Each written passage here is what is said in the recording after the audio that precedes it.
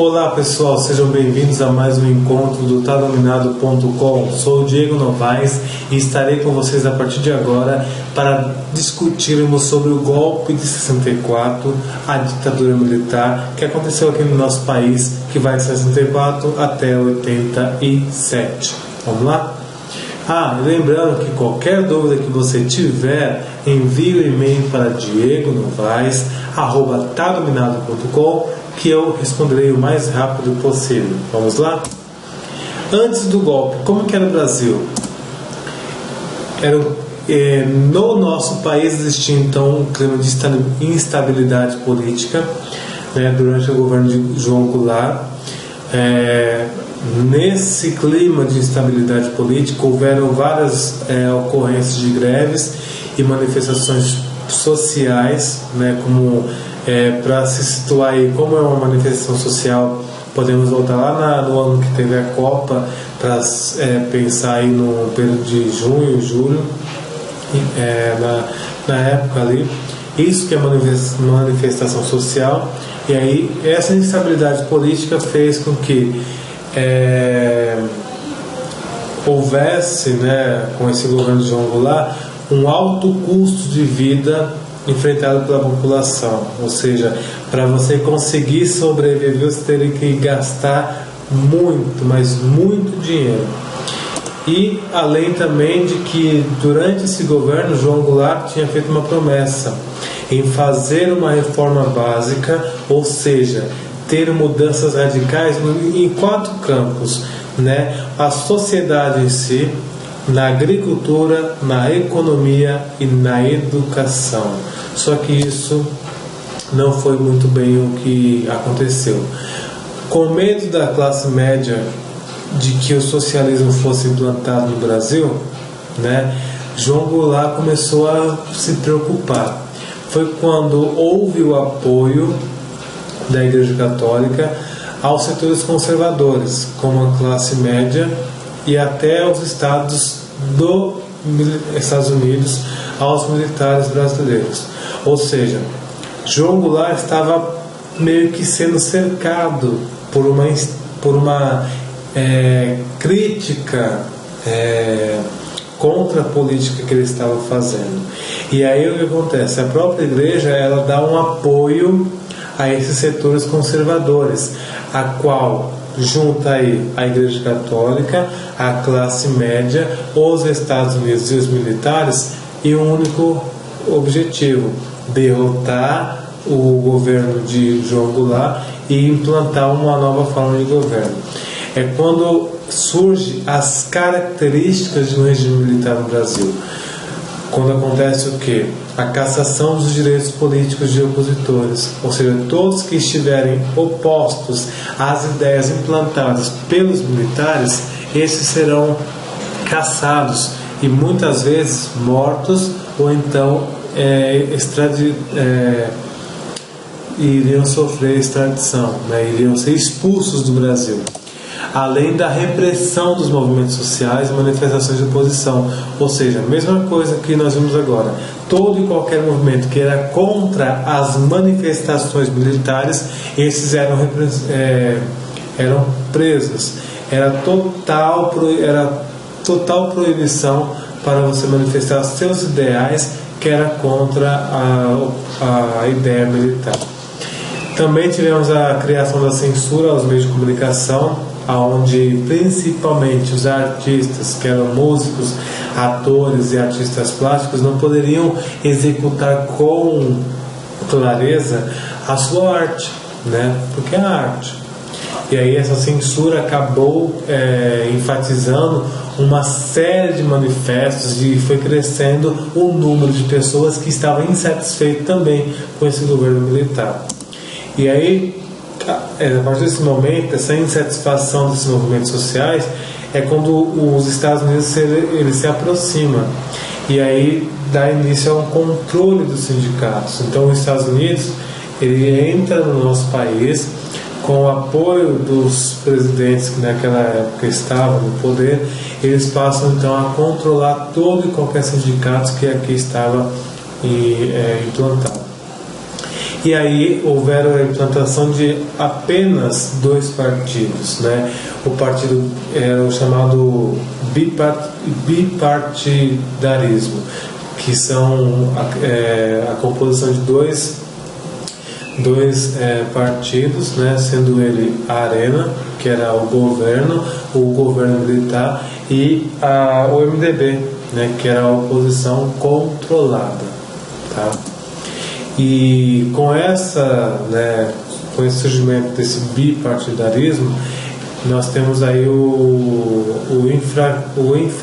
enfrentamento militar dos movimentos de guerrilha contrários ao regime militar.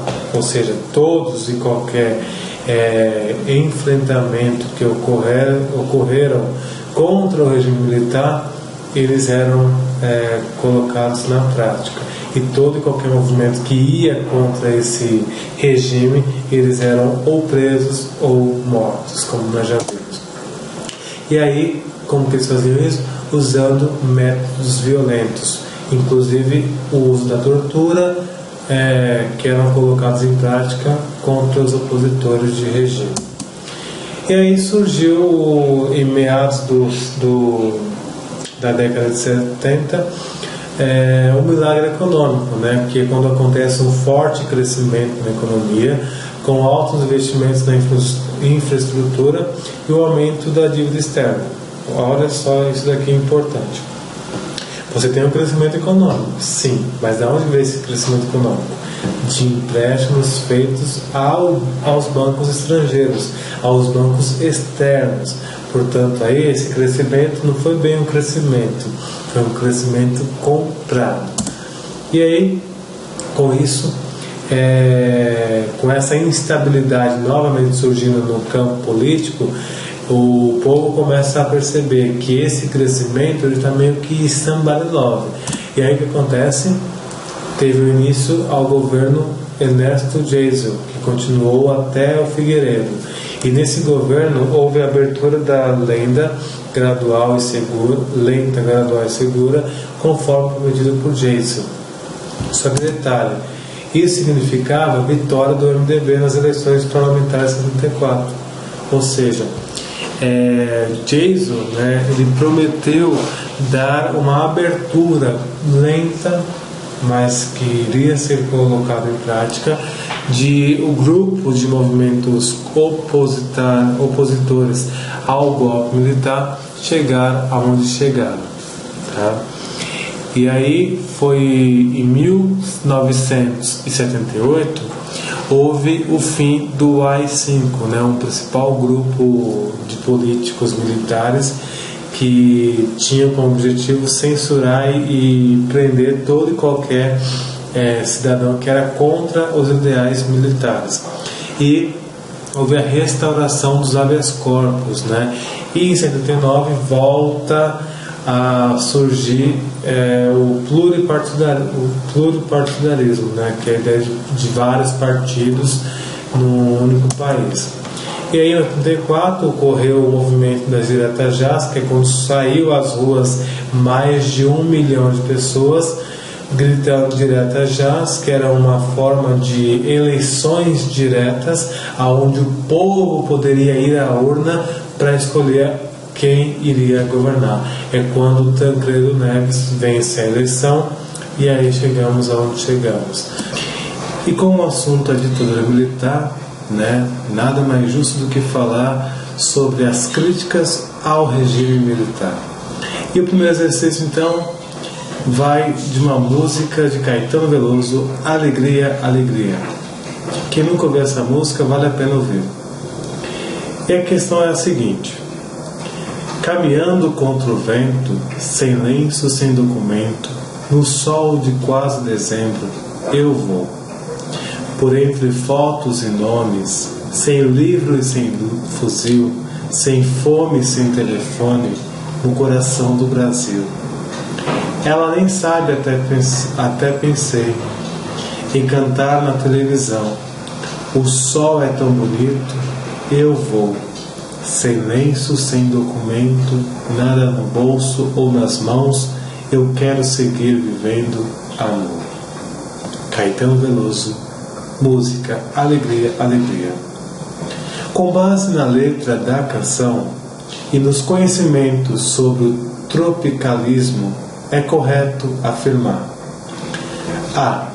Ao criticar a sociedade por meio da construção poética, a canção questiona determinada concepção de esquerda nos anos 60. B. A letra da canção mostra que os tropicalistas usavam a arte como instrumento para a tomada do poder. C. Ao valorizar a aproximação com a mídia, os tropicalistas colocaram em plano secundário a qualidade estética de suas canções. Ou D. Para o tropicalismo, as transformações sociais precedem as mudanças ocorridas no plano subjetivo. Ou a letra E, que diz: a letra da canção enfatiza temas sociais e revela o engajamento do autor na resistência política armada. Bom, o que temos que observar aqui nessa questão é do que se trata a letra. Já fica nítido que é uma crítica ao regime militar. Só que essa crítica ela vem em forma de poesia, em forma poética. Então, se ela vem em forma poética, já podemos descartar aqui duas letras, a B e a C. A B por falar de que a letra da canção mostra que os tropicalistas usam a arte como instrumento para a tomada do poder.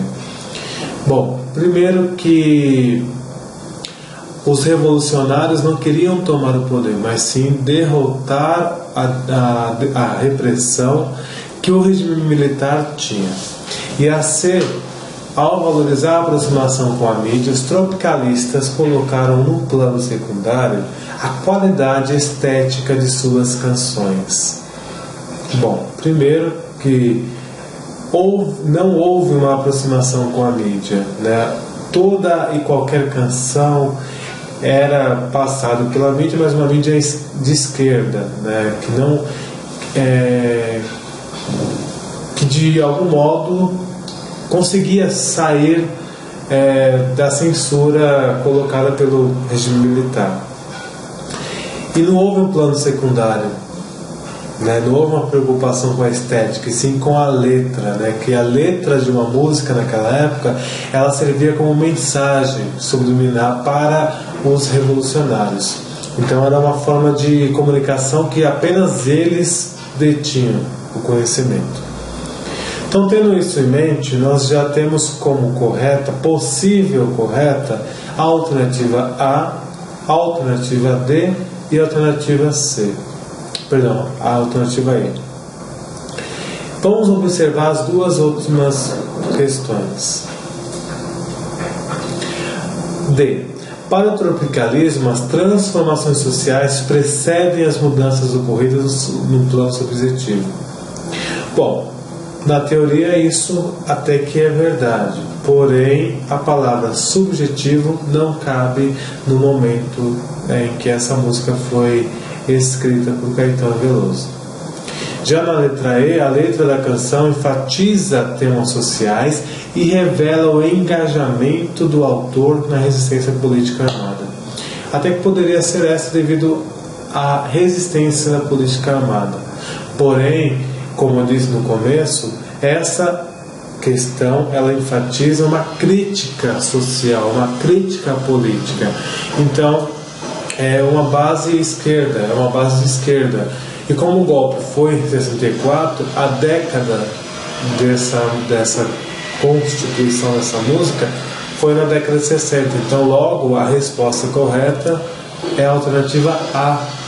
Ao criticar a sociedade por meio da construção poética, como nós vimos, cada trecho, cada estrofe desta música, ela soa como poesia. A canção questiona determinada concepção de esquerda, né? Questiona. Então ela não defende totalmente a esquerda, mas sim ela questiona como que a esquerda está se tratando, certo? Então nós temos que tomar muito cuidado ao resolver uma questão como essa. porque a leitura ela deve ser enfatizada, ela deve ser importante, tanto na questão do vestibular, seja ela da FUVEST, da PUC, da Mackenzie, quanto do Enem. A leitura ela é essencial. E também o conhecimento histórico do período determinado. Por isso que eu recomendo você de enviar um e-mail para mim no diegonovais@tadominado.com e eu encaminho mais conteúdos para vocês se especializarem nesse assunto, certo? Então a nossa resposta aí nessa primeira questão é a letra A crítica social por meio de uma construção poética, certo? Vamos para a segunda questão? A segunda questão é a seguinte: sobre o período do regime militar no Brasil, entre 1964 a 1985, identifique o que for correto. Observe sempre a palavra correto ou incorreto. No caso aqui, a questão está demonstrando o que for correto, não incorreto. Então, dentre todas essas alternativas, apenas uma vai estar correta. E aí nós vamos novamente bater na tecla de que o conhecimento e a leitura devem andar sempre junto, certo? Vamos ler a questão então? Então a pergunta é, sobre o regime militar, sobre o período do regime militar, que vai de 64 a 85, identifique a alternativa correta, tá? A alternativa A diz o seguinte: os militares raramente atuaram em bloco na esfera política, dividiram-se em diversas correntes, embora houvesse pontos de aproximação entre elas. Castelistas, nacionalistas, a linha dura, o poder de cada um desses grupos variou ao longo do período. Essa é a alternativa A. A B. O regime constituiu num simples instrumento da classe dominante que foi beneficiária de todas as políticas governamentais, participando efetivamente da condução da esfera econômica. C. Os militares deram destaque a uma burocracia técnica do Estado, em especial o setor ligado à política econômica. Esse período conheceu 3 fases da institucionalização do Estado. Na primeira, abrangendo os governos de Castelo Branco e Costa e Silva, que foram lançadas as bases do Estado de Segurança Nacional. Na segunda, o governo de Médici, que foram desenvolvidos os modelos econômico e aparato repressivo. E na terceira, o governo de Geisel e Figueiredo, que foram adotadas práticas políticas conhecidas como dissensão. Ou alternativa E, que diz que o regime não teve características fascistas, pois não se realizaram esforços para organizar o partido único acima do Estado para organizar o apoio das massas. Tendo essas leituras das alternativas colocadas a vocês, pense comigo. Primeiro, pegando a alternativa A, os militares raramente atuaram, em bloco de esfera política, dividiram-se em diversas correntes? Não. O regime militar ele tem uma característica única: ditadura. Ditadura é único, passado o poder para uma única pessoa. Então, no regime militar no Brasil não houve diversas correntes, certo? Não houve diversas correntes, apenas uma.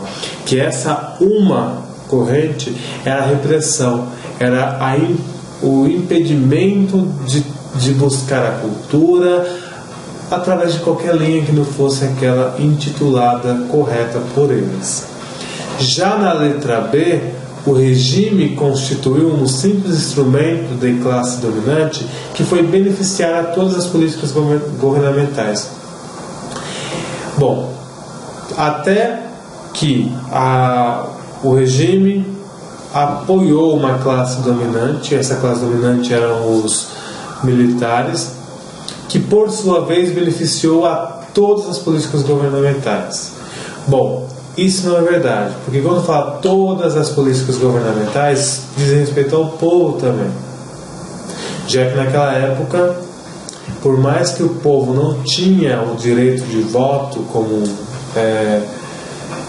assim como a República foi constituída, possuía, os únicos governos que eram beneficiados era o governo militar, o governo do povo não. Então essa resposta não está coerente, já que no final da resposta eles vão falando, participando efetivamente da condução da esfera econômica. Pense comigo, o regime militar ele engloba toda a sociedade como um todo, mas apenas um grupo é beneficiado, o grupo dos militares, que por sua vez tende a economia melhor para eles. A C, que diz, os militares deram destaque a uma burocracia técnica de Estado, em especial no setor ligado à política econômica. Bom, peraí, não houve uma expansão econômica, apenas no último regime militar, que foi pensado, né, essa estratégia de economia. Mas durante o início da ditadura, até o meio ali, você vai ver que a importância está mais na sociedade, em impor a censura, em impor a repressão. Então a alternativa não é essa, devido a essa palavrinha deram destaque para essa frase.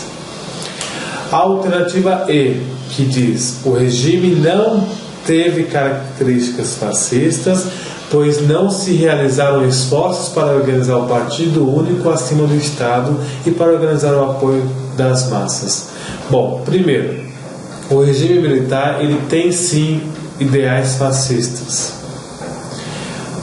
pela ideia de defesa da nacionalidade, da pátria, através da força militar, entre outras coisas. E uma outra coisa que chama atenção nessa alternativa, que não dá para o resultado correto, é o apoio das massas. A massa é o povo, a esquerda. Então, o regime militar, desde o início, apoiou o quê? O fora, as massas, e dentro, os militares. Então, essa resposta está errada. Sendo assim, a resposta correta é a D, que diz que esse período conheceu 3 fases de institucionalização do Estado. Na primeira delas, foi o governo de Castelo Branco e Costa e Silva, onde foram lançadas as bases de Estado e segurança nacional, que é aquilo que eu disse, a imposição do poder, né? Mostrar quem está no poder, mostrar quem está à frente do poder, criando a censura, criando a repressão, criando o toque de recolher, mostrando quem está no poder. Logo em seguida nasce o governo de Médici, onde esse governo procura a economia, procura alavancar a economia do país, mas sempre com aquele sentido repressivo, né? Aquela ideia de repressão, buscar a economia, mas você continua na repressão, continua quietinho aí. E na terceira fase temos o governo de Geisel e Figueiredo, que foram adotadas práticas políticas, né, buscando a expansão do militarismo, buscando a expansão da repressão por todo o território brasileiro, inclusive nos países vizinhos do Brasil. Mas que isso não foi o auge da queda do regime militar, ter colocado essa prática chamada dissensão, que é a ideia de expansão acima de qualquer coisa, tá? Então, tendo tudo isso, a resposta correta é a D, certo? São as 3 fases do regime militar. A primeira, que é a constituição de um Estado de segurança nacional. Depois, o alavanco da economia. E, por fim, o estopim,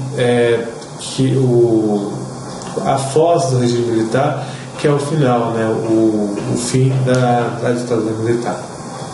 Bom, fica aí as dicas da onde eu busquei o material, certo? Recomendo vocês acessarem esse site, né, o historiadobrasil.net.